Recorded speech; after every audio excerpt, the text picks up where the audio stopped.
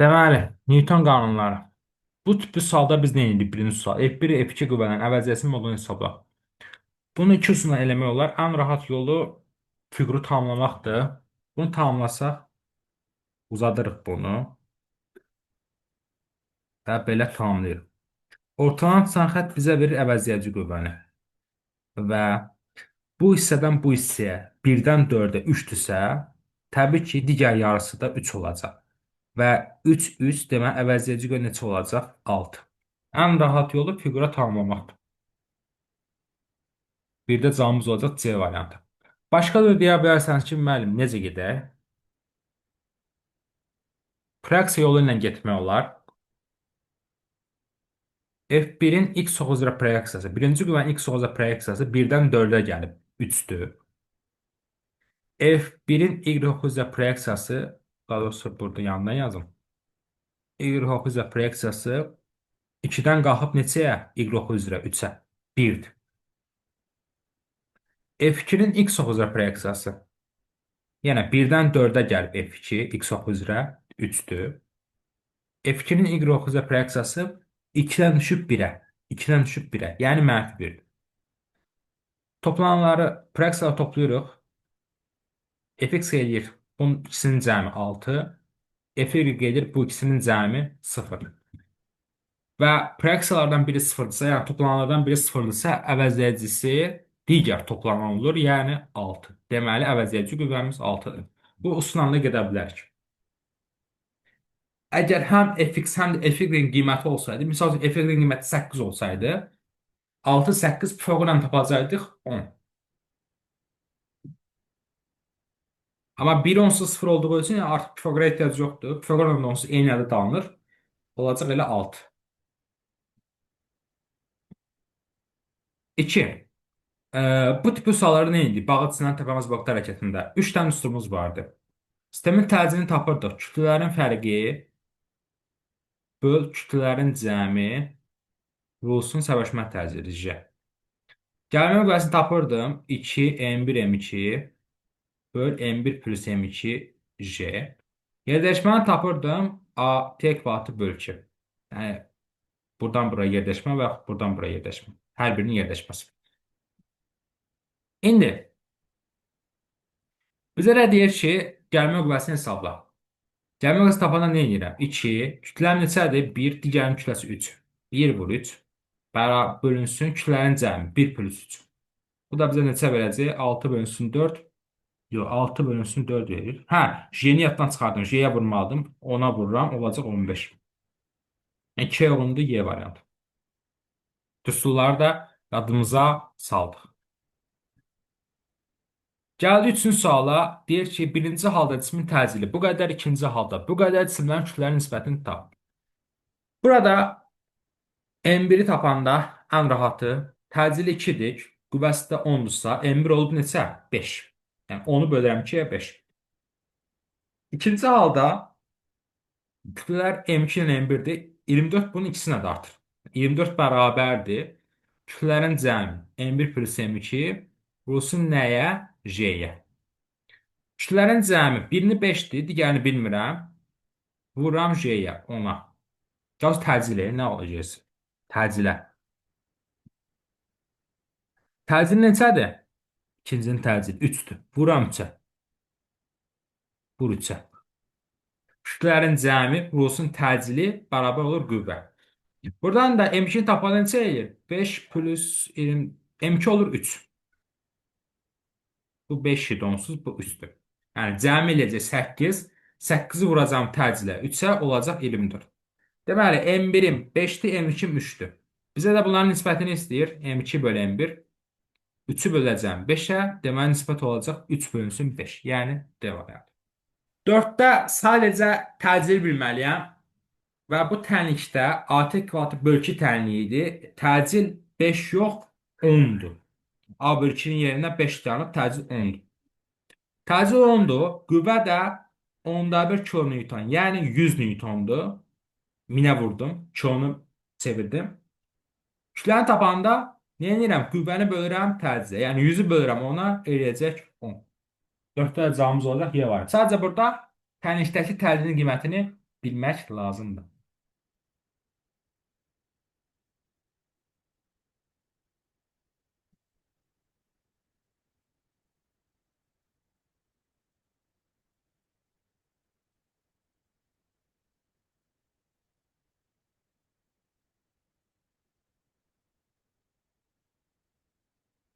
Sonra 5-ci sual. Hərəkət hansı hərəkətdir? Əvvəlcə başlayan sürətlərə baxıram. Başlayan sürət sola doğru gedir. X onun əksindən. Yəni başlayan sürətin proyeksiyası mənfidir. Deməli, başlayan sürət mənfidir. A deyil, C deyil, müsbətlər deyil. Hərəkətdə qüvvə olduğu üçün bərabər sürətli də deyil. Ya B-dir, ya Y-dir. Bizə də görürəm ki, qüvvə müsbətdir. Yəni təcil müsbətdir. Onda bu qrafik yuxarı doğru gedir. Y variantı. Həmçinin belə də deyə bilərik ki, bu əks istiqamətdir. Biri müsbət, biri mənfidir və deməli hərəkət yavaşlayandır. Bərabər yavaşlayanda da sürətin qiyməti getdikcə azalır. Yəni qrafik sıfıra doğru getməlidir. Bu əks istiqamətdə yeniləşən, bu əks istiqamətdə yavaşlayan. 5-ci sualımız idi. Sonra keçirik növbəti sualımıza.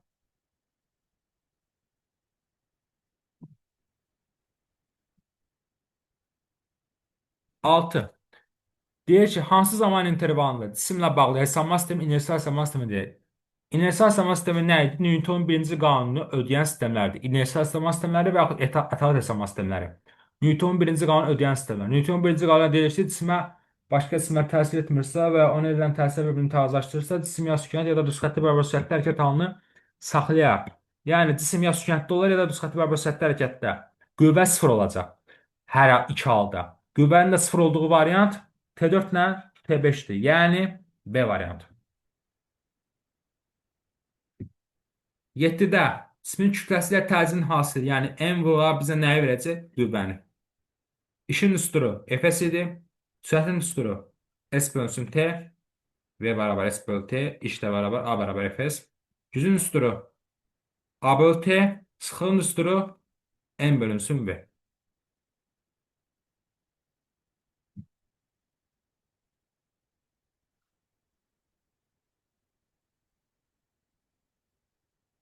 8. Sabit qüvvənin təsiri ilə cisimlərin aldığı təcilin onların kütləsinə asılı qrafik verilmişdir. Bu qüvvənin qiymətini də hesablayın.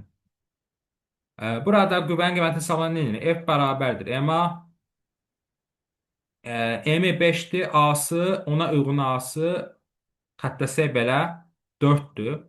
5 vur 4 eləcə 20 və yaxud M 10'dur. Ona uyğun A'sı 2'dir.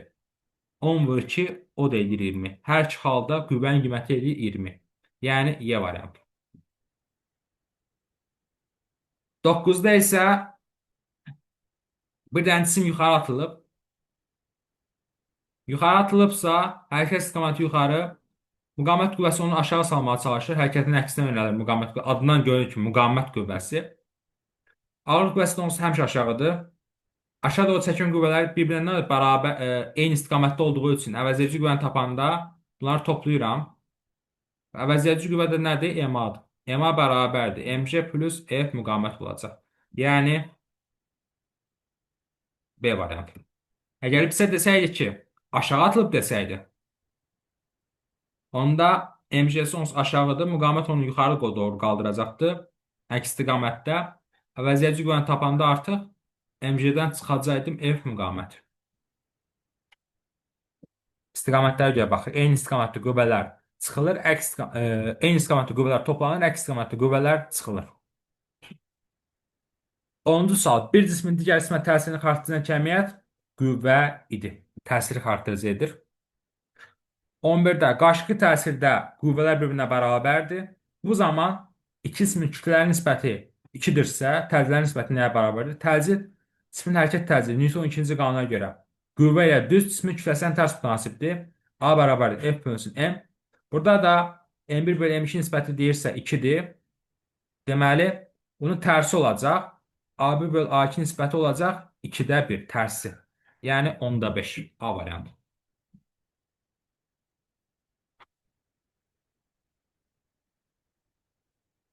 Keçirik növbəti səhifəmizə, ikinci səhifəmizə. Bəsimin sıxlığını təyin etmək üçün hansı cihazdan istifadə edilir? Yəqin ki, balaca bir bətsimdir və bu zaman sıxlığın üstürü rho bərabərdir. M bölünsün V-dir. Kütlə tərəzi ilə həcm menzurka. 2-4, yəni D variantı. Menzurka ilə əsasən mayələrin həcmi ölçülür. Sadəcə sik bərçimlərin həcmini də menzurka ilə ölçmək olar. Yəni menzurkanın içine atmaqla onun həcmini ölçə bilərsən. 13. Cismin təcili şəkildəki kimi yönəlmişdir. Bu cismə təsir edən qüvvələrin əvəzedici hansı istiqamətdədir? Qüvvə təcillə eyni istiqamətdə idi. Təcil sola doğru gedirsə, qüvvə də sola doğru gedər, yəni bir istiqamətində. D variantı.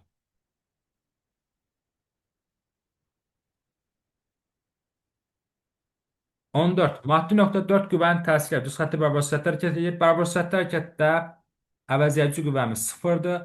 4 qüvvə varsa 4 qüvvənin cəmi deməli sıfırdır. Vektoral cəmi.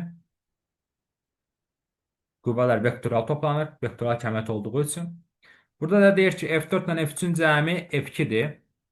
Onda F4 ilə F3 F2-dirsə, olacaq F1 plus F2, F2, 0. Onda F1 plus 2F2 bərabərdir 0. F1 bərabər olacaq mənfi 2F2-yə. Bizə də modul dediyi üçün müsbəti götürəcəyik. Yəni A variantı. Modul dediyi üçün müsbət olacaq. 15-də birinci hissədə qüvvə sabitdir. Qüvvə sabitdirsə bərabər təzyiq hərəkətdir. Ya sürət artır ya da azalır. İkinci hissədə isə qüvvə sıfırdır. Deməli, qüvvə sıfır olduğu üçün bərabər sürətli hərəkətdir. Onda da cavabımız olacaq D variantı. Əvvəlcə bərabər təzyiq hərəkətdir, sürət artıb, sonra da sürət sabit olub ikinci hissədə. Ona da uyğun variant D variantıdır.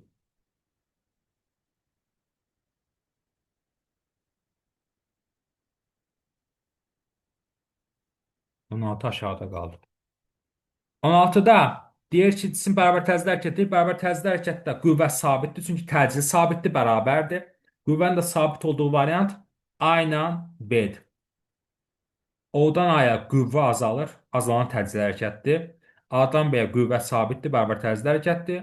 B-dən C-yə yenə azalan təcilidir, qüvvə azalır. C-dən D-də yenə azalır.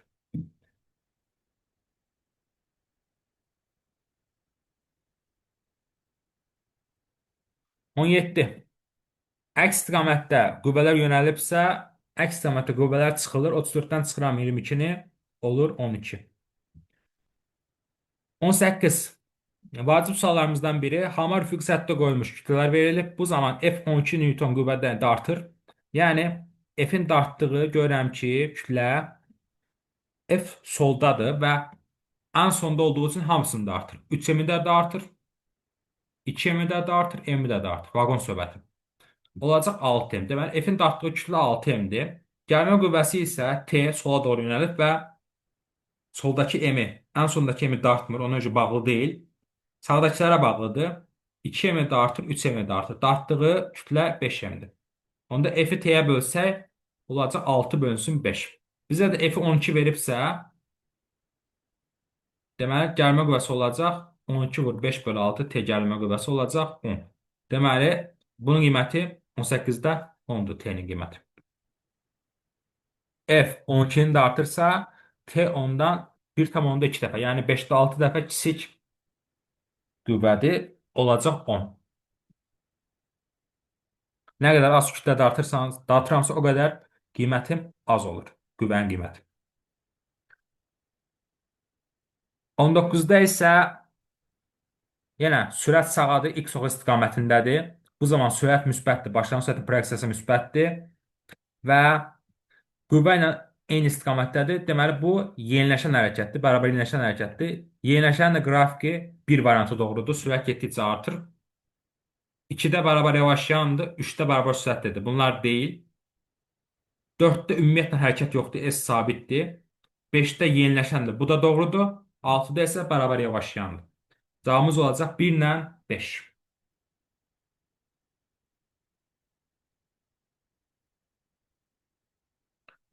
Və keçirik sonuncu sualımıza 20-yə. 20-də isə düz xəttdə hərəkət edən cismin koordinatı zamanlas qrafiqi verilmişdir. Bu zaman hərəkətləri göstərir. 0T1 düz xəttdir, yəni düz xəttə bərabər sürətli hərəkətdir. 1-ə uyğundur D. T1 T2 bərabər yeniləşən hərəkətdir. Bərabərləşən ərisidir. Bərabərləşən, yəni A. T2 T3 isə bərabər yavaşan əridir belə. Bu da uyğundur Y. 1-ə D, 2-yə A, 3-ə də Y variantları uyğun gəlir.